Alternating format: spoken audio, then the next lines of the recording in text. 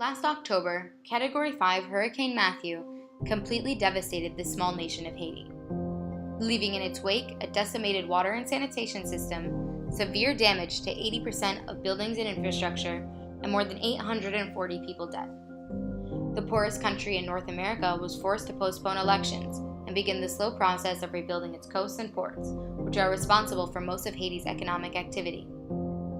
Most Haitian economic investment has traditionally poured into its coastal cities and ports, where trade and tourism flourishes. However, these coastal cities are also the most vulnerable to natural disasters. The ripple effects of Hurricane Matthew on the economy of Haiti are still felt today as the nation still faces extreme poverty.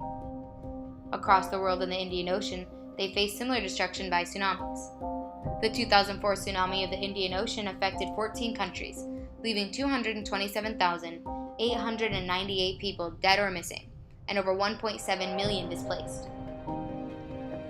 According to globalissues.org, 80% of the world's population lives in poverty, and disasters caused by natural hazards can cause extreme damage to an economy, from which many nations never recover. Can the international community handle such devastation to the communities and economies? Hurricane Matthew and the 2004 tsunami were considered disasters, a serious disruption of the functioning of a community or society, involving widespread human, material, economic, or environmental losses and impacts, which exceeds the ability of the affected community or society to cope with, using its own resources. Disasters follow natural hazards. While natural disasters are out of our control, the impact and its severity reflects on the choices we've made and how we've set up our society to manage risks. In 2015, the United Nations set forth 17 intertwined goals for sustainable development, in an attempt to end poverty and ensure prosperity for all. Of these 17 goals, the 11th is for sustainable cities and calls directly on the United Nations Office for International Strategy of Disaster Reduction, or the UNISDR. Established in 1999, the UNISDR focuses on preparing countries and helping them make choices to reduce the risks of disaster and impact of hazards. It is an office that focuses in aiding preparation and making choices to lessen the vulnerability of the communities, people, and environments. There have been success stories regarding the implementation of monitoring and warning systems, studies for long-term solutions, industrial strengthening, and training and safety resolutions, such as those reported by several Central Asian countries in 2006. The first UNISDR World Conference in Japan in 1994 defined the goals and terms for reducing the impact of natural disasters. The 90s were declared the decade for disaster risk reduction. The conference reaffirmed the 10 principles known as the Yokohama Strategies for a Safer World. In 2005, they reconvened in Kobe, Japan, to set up the next 10-year plan for the international community.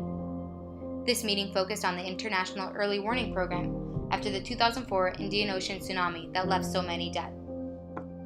At the 2012 conference in Rio, the formally established link between risk reduction and sustainable development was recognized and implemented as a formative goal of the Sustainable Development Agenda.